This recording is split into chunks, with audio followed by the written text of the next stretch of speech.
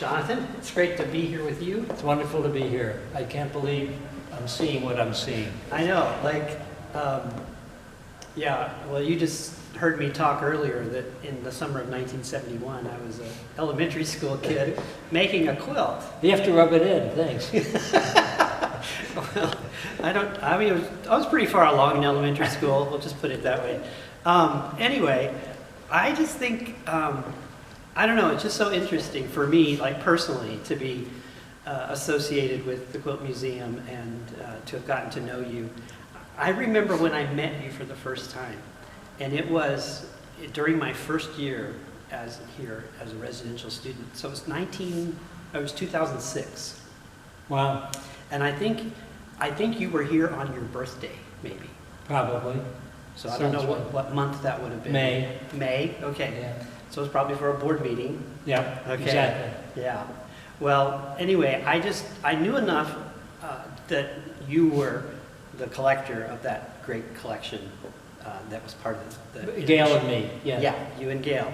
And I also had seen the biography of an exhibition book, and so I knew something there, and I don't know, I think I was like in total awe, like I'd finally met a celebrity.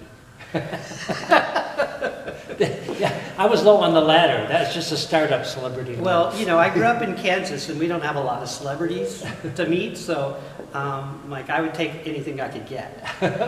Okay. So anyway, now, all these years later, after I first met you, we're here in this series of exhibitions that commemorate that 50th anniversary of abstract design in American quilts. So I worked on this exhibition, Raising the Profile, to talk about like how did that exhibition that you and Gail put together, what were the ripples that affected quilters and quilt making, and how people looked at quilts that were like antique quilts and how they approached contemporary quilt making. And so I'm just curious now to have you go through this exhibition with me, and maybe I'll say something about a quilt, or you may just have things you want to say right away, but let's just kind of explore the legacy of abstract design in American quilts in this particular exhibition. Okay, great. I realized someone asked me today, when was the last time you had seen all of the Whitney quilts up? The point was, it's 50 years ago. Right. Many of them were up in Louisville. Yes. On the 20th anniversary. Yes. But to see the entire exhibition restaged, as it were, is just amazing. So I suppose I could say it's been at least 30 years. Yeah, and at I least hadn't 30 seen years. it. Yeah. Wow.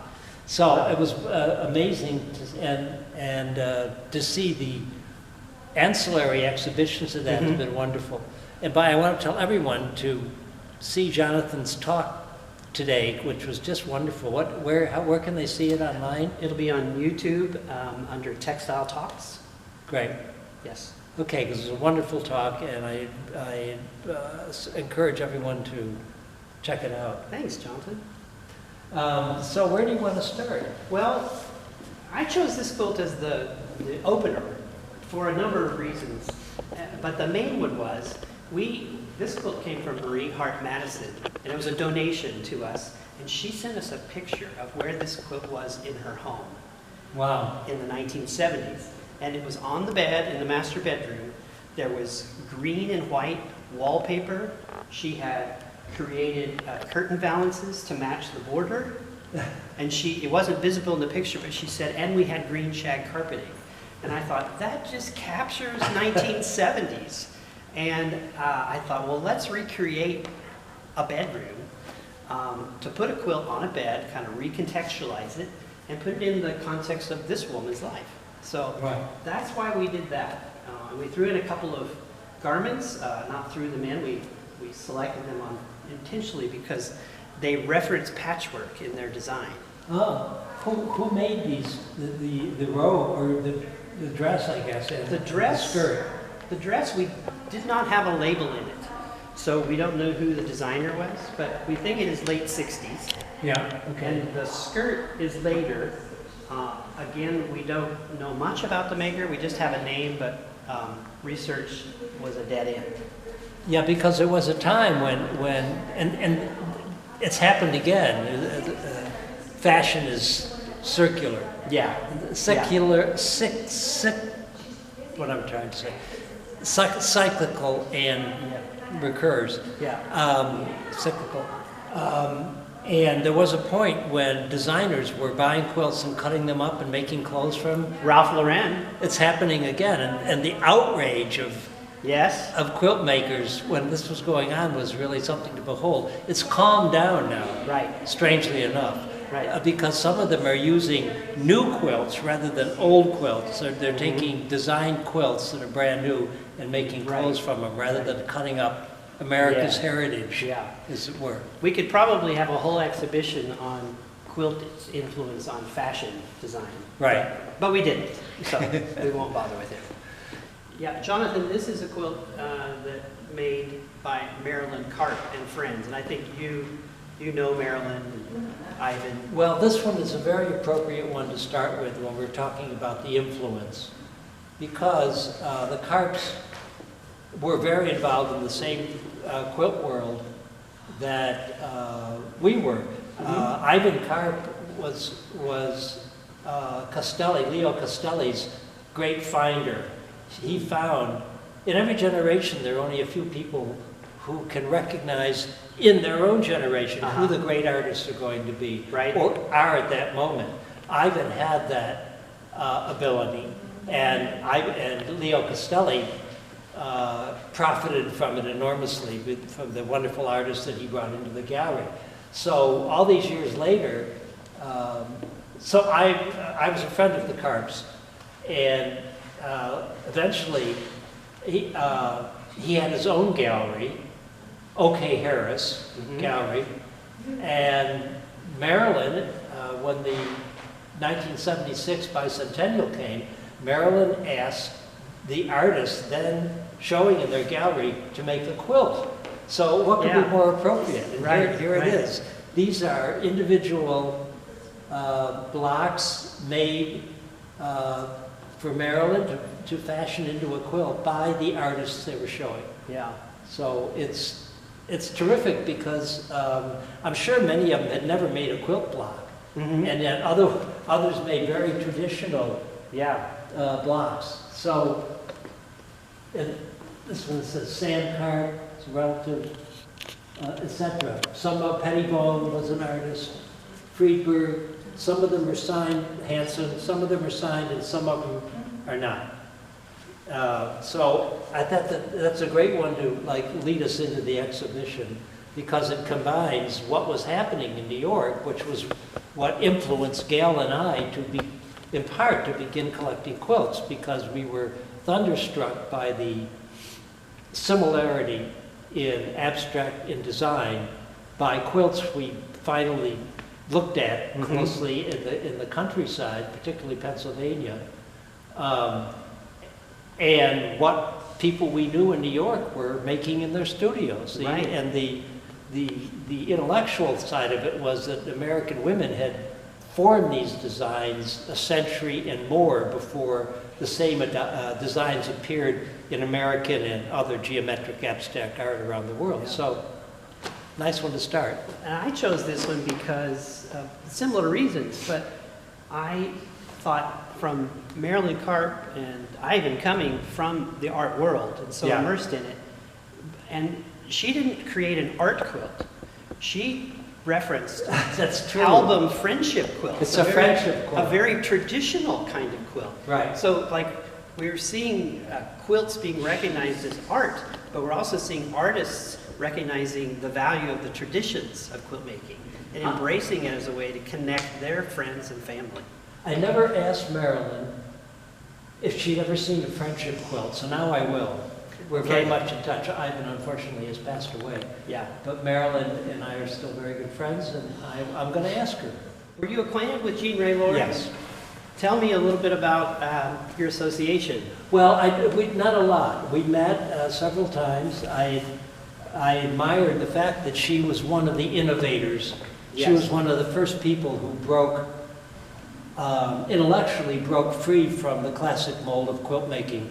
and saw it in a different way. Yeah.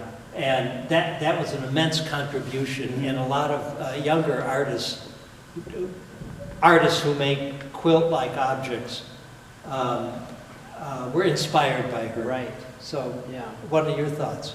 Well, her influence predates abstract design in American quilts, and it comes through, Right. I think largely, initially at least, through the magazines where she was employed in the editorial staff. Right. I think, was it House Beautiful? Yep. And I think it was Good Housekeeping potentially after that. My memory's a little fuzzy. But like she's creating designs, not just patchwork, but in other kinds of textiles, with contemporary design, things that women could make themselves and use to decorate their home.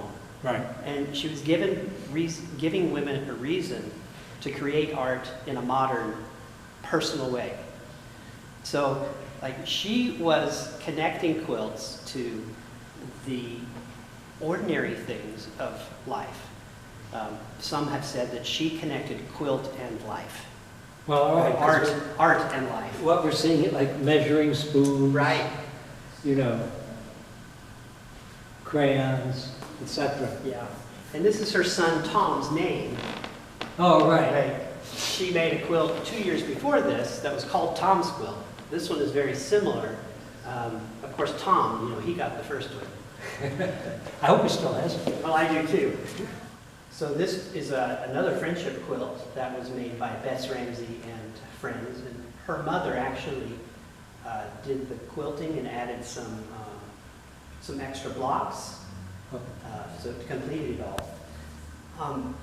The interesting story that Betts told me, Jonathan, is how when the American Peace Quilt came to the Hunter Museum in Chattanooga, Yeah. that the museum asked you to come speak, and that you weren't able to, or you didn't come, and they then asked her to speak in your place, which she said it launched her quilting career. Wow. What a story. Yeah. Yeah, because she had finished her master's in craft and she'd studied quilts as a major part of that degree and really came to appreciate and love them. And she is an artist. She has written books related to especially regional quilt making, southern quilt making. Right. She had a relationship. She knew Charles Counts and followed the kind of work that he did. So, so very influential in that crossover space between historical and contemporary. Right. So I'm just curious what you think of this quilt, but also maybe you talk a little bit about Betts. I assume that you've met her and know her a little bit. Yeah. Yes, I have met Beth several times. She's a wonderful woman and was part of the pioneers, really. Right. I mean, we're going back 50 years or so, which is more than half of a normal human's lifetime. Right. But it seems to me like a year ago. Yeah. When I was meeting these wonderful people. But again, she was a powerful artist who also understood working with the politics of, politics is not a great word, but with all you need to help a movement along. Yeah. And Betts was really good at that, a highly intelligent, wonderful woman. And I love this quilt. I hadn't seen this before, I don't think. I'm not sure when the museum acquired it, do you know? It came to us in 2018, so rather recently. recently. Oh, that's why I hadn't seen it. And it's part of a pair of quilts. And these scenes are kind of enigmas. I don't know what's happening. There's scenes from, this is a Christian, this is a church. But that's the point, isn't it? We're not always certain about what's going on. Nevertheless, and here's the Golden Gate Bridge, so we know what's happening with that. Yes. But it's so wonderful to see the work of Paul Ramsey. The Sad Dwarf song, its song was Rue, thumb, quilt, and cold, to do. I love it. Paul was Betts' husband. Yeah. And he was a poet. Yeah, that's terrific. Yes. So to see the work of the people who were there at the beginning, of the movement is really remarkable. Yeah. And by the way, today is Bets Ramsey's birthday. Well, happy birthday, Bets. Happy birthday, Bets. Obviously, this quilt is Amish-ish. Amish-ish. It's Amish-ish. Nice. Yeah. So it looks like a classic Amish quilt. And maybe you could kind of give us the features of a classic Amish quilt, maybe colors, designs, things like that. Well, it is and it isn't. It's a combination of Pennsylvania work and Midwestern Amish work. Now, Midwestern Amish emigrated from Pennsylvania, but when we think of classic Amish quilts, they're made of wool. They have very elegant, a few simple designs, and their classic overall designs were really not shared with any other modern quilt makers, even from the same area, later 19th, early 20th century. One big plain border, etc. But the center, and these are Pennsylvania Amish colors, these deep saturated colors. The difference is the colors in wool reflect light very differently from what they do in cotton. Right. And so a classic Amish wool quilt has a kind of inner glow, whereas cotton quilts have a more reflective surface. The wool ones kind of absorb light, and these kind of reflect light. Obviously, it's reflecting some light, I know that. But so you're getting a combination here, and in the Midwest, rather than stick to these very elegant, like central diamond forms that we're used to with the Pennsylvania Amish, they adopted some of the designs from the larger body of American piece quilts and incorporated them in a repetitive, simplified pattern in their quilts. So this is like half Lancaster, half Midwest. And what it truly is, the ish part of Amish-ish, is that it was designed by a non-Amish woman, but Susan Delagrange, who owned Amish Design, a company that made Amish-looking quilts to sell to the market. Because, guess what? The market loved the classic Amish quilts, for the reasons you were describing. And the market, the price went way up. And so the Delagranges saw an opportunity to sell Amish-ish quilts to people at a lower price point. So I'm curious, why do you think, are there any other reasons that Amish quilts really took, why the market for them took off? Like, I know that they're beautiful and striking. Was there any other reason? Sure. It's because the classic Amish quilts made it, as I say, just a few patterns. I think the central diamond Amish quilt is one of the greatest pieces of American art of any kind. If you want it, folk art, blah, blah, blah. Fine arts, high arts, however you want to differentiate. I don't like the differentiations, but we're stuck with them. They fit perfectly into the schools of painting that had developed in New York City. They look like, many of them look very much like, say, Albert's paintings. And you can see things that remind me of Barney Newman's work and many other American painters of the period in New York. So when the Amish quilts began to appear in the shops, in the 2 or 3 of the major folk art shops in New York, they caused a sensation. And the prices from Pennsylvania up kept going up and up. And serious art collectors were also buying Amish quilts and felt perfectly at ease putting them in their living rooms next to the Alberts. So Gail and I only had one Amish quilt, the first one we ever had found at the Whitney show. But then when we finally realized that the Amish had made these and began to collect them, in subsequent shows we had many more. So more and more people who had never seen an Amish quilt were introduced to them, and through the books, etc., that appeared at that time. Yeah. Well, Jonathan, this quilt was made by Celinda W. Rupp in Lancaster County, Pennsylvania. It's a good Pennsylvania name. Right. Yeah. It's not an Amish quilt, but it is Pennsylvania. made 1870 to 1890. Oh, God. Beautiful, beautiful. I just want you to talk about this quilt. Like, what do you see? What do you like? Well, it's what we call a sampler quilt because is any design repeated twice? Probably not. This quilt took an enormous amount of time to make. It was designed to be a family showpiece. And I don't think that the same design block we will find was repeated. It doesn't look like it. Yeah. And it was a way of that a highly skilled quilt maker could show off her talents, which is perfectly legitimate. And these, you could see it was hardly used. I'm looking at the back now. Oh, she's got a very nice period printed cotton back. And it was really meant to be a showpiece in the house and to show the domestic virtues, which were still highly prized in American society.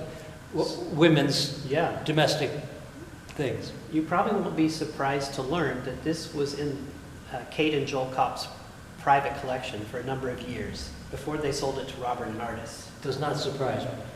They had fabulous stuff and they were very good friends. I'm still in touch with them. Their shop was a wonderful place to meet people, and I sent a lot of people there because they had very good taste, and they were honest and reputable dealers, and were very influential in helping New Yorkers absorb Amish quilts and understand Amish quilts. Yeah. The Kopps and George Sholkoff and a few other people. Right. Yeah. Right. George Sholkoff said one of the great things about Amish quilts, they look like they were made under moonlight, which I loved. I love that. It's such a poetic thing to say. Well, he's right because of the way the light works with them. They glow. With the wool. With the wool. They glow. When you put a lot of light on them, they just glow. Right. That's great. Of course, we don't like to put a lot of light on them, I might add. No, I just... only for those of you at home, we use very low light levels in order to conserve these quilts so the generations to come can still see them. Right. This quilt comes from Greene County, Alabama, and it came to us through the Robert and Helen Cargo collection of African-American quilts. It's a great collection. It is. It's in the Birmingham Museum at this point?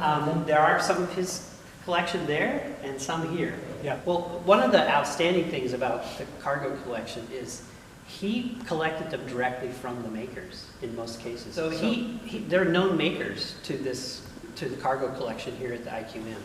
So we're very privileged because often quilts made in those communities got separated from their history and their makers' names. So like we know that this is an African-American quilt because we know who the maker is. This is made by, and I'll read there, it's from the RSVP Club. So it's a Retired Senior Volunteer Program Club in Greene County, Alabama. And the club was doing big civic service. So the women made this quilt and sold it, and the funds would be used to benefit their community. But I'd love for you to talk a little bit about the African-American quilt making traditions and how they fit into, let's say, art. Well, the point is they have people who say they can tell an African-American quilt without any provenance from other American quilts. It's simply not true. What is true is that there's a certain kind of improvisation, a kind of lyricism that we do see in a lot of African-American quilts. And I'm delighted that this one has good provenance because I see it there where they took a normal pattern. This is based on log cabin, but it's just a corner of the log cabin. Here's the piece that's off in the center.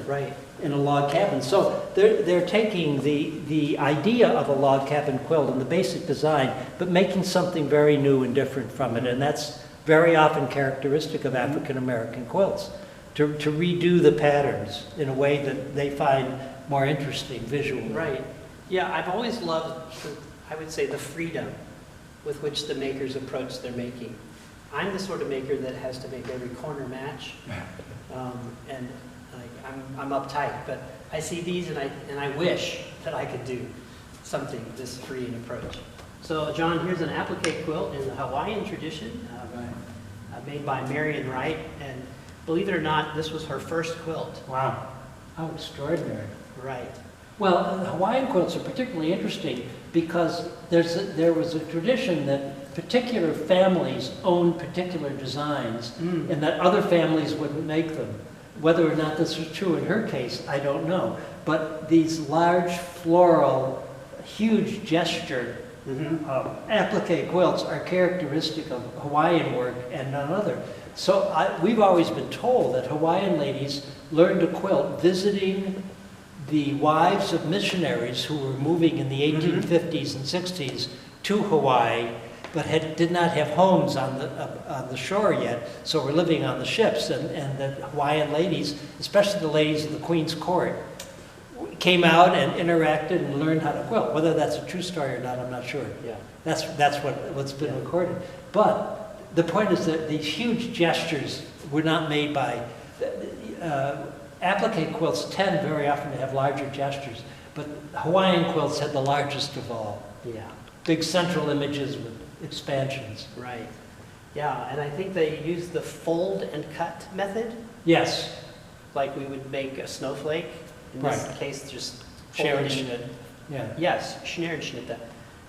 Here they just folded in quarters rather than sixths or eighths.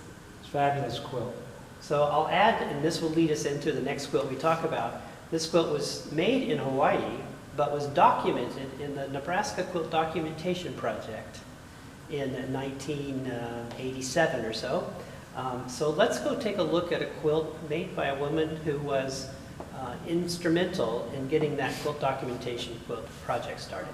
This quilt is a peony variation. It was made pretty recently, in the 1990s, by Mary Campbell Gormley. Oh, Mary Gormley. Oh, Yeah. fantastic. We have Mary Gormley's doll quilt collection here at the International Quilt Museum. Mary collected hundreds of doll quilts made, anytime she could, whatever age they were. Right. So she was a collector. She taught quilt making in her home. She helped found the Lincoln Quilters Guild. Right. And she also was one of the main characters in the Nebraska Quilt Project in 1987 to 89. So this, I think, is based on a traditional pattern. Right, it is. And it actually is not applique, but it has the feel of applique. Right. Well, excuse me, there is an applique stem and leaf, but the rest of it is piece. Yeah, it's a combination of piecing and applique. And she was great. Not only was she an extremely generous and wonderful person, but she was a wonderful quilt maker. This is just a masterpiece. Yeah, one of the things that I talked about earlier today was how quilt documentation projects were a response to the market for antique quilts and how quilts were quickly leaving homes and making it to the coasts where they were bought up by collectors. Right. And women particularly wanted to capture that history. They knew they couldn't keep these quilts from being sold off, but they thought at least we could document them permanently before they leave. Can you say something about that development of documentation and the study of history? And it's one of the ripple effects of exhibitions like yours and Gail's in New York. Gail's and our initial exhibition was criticized by some feminists because they said even though it's in a museum where they always very carefully put provenance, they didn't include any provenance. The reason was quilts didn't come with it. They were of such little value in the antique market when Gail and I collected them that it wasn't worth the dealer's time recording their history. Provenance in the art market is money. Yeah. But they weren't valuable enough to waste their time on. Right. So we really didn't have any provenances to offer. Then, when feminists and women who were not feminists but concerned about female history realized that the quilts were not being documented, then much more documentation started. And then from that, starting in Kentucky and other places, they began the great state quilt surveys. And so now there are permanent records in most of the states of the state's entire quilt history that was accessible, which is fantastic. Yeah, yeah. Let's step over to the quilt that's just next to us. for a little bit more about documentation. This quilt, I don't know that we have a lot that we need to say about documentation, except that when it came to us, we didn't know who made it. We did find an inscription in the quilting. It's actually on this side over here, but it's just tiny little stitches. Wait, you gotta see it. Okay, it's right here. And it says S.M. Hart, 1858. Yeah, S.M. Hart. So we didn't know who S.M. Hart was, but the dealer who sold it said, we don't know anything, but there's a quilt just like it in the Kentucky Quilt Documentation Project. Oh, wow. And that's how you discovered it? And so, yeah, we did the research. I didn't do the research. We have genealogists here that volunteer, and they put all the information together and allowed us to find out that this is Sarah Mary Hart and connect her with her whole family story, as much history as we could find about her. Wow. Yeah. It's an extraordinary quilt. The quilting is beyond belief. You can't believe the quilting that was required to leave these little squares, and then because in a quilt like this, the quilting becomes part of the art very definitely. It gives it texture. Yeah. It changes the way the light works on the surface. So there was a reason for it. And applique quilts really were made more in the homes of the well-to-do, who could have until the great influx of cheaper cottons in the mid-19th century, when the average housewife could more afford them. Right. But up until that time, cottons were very expensive, coming from England and France, and so these kinds of quilts were really made mostly in the homes of the wealthy. Right. So this was great. I loved our conversation, and to get your commentary from your experience. And I just want to wrap it up by saying, I don't know what it was that had you and Gail put that collection together and show them, but thank you for doing it. Thank you for your kind thoughts. I love what you did here. I love all of your work, Jonathan. Thanks.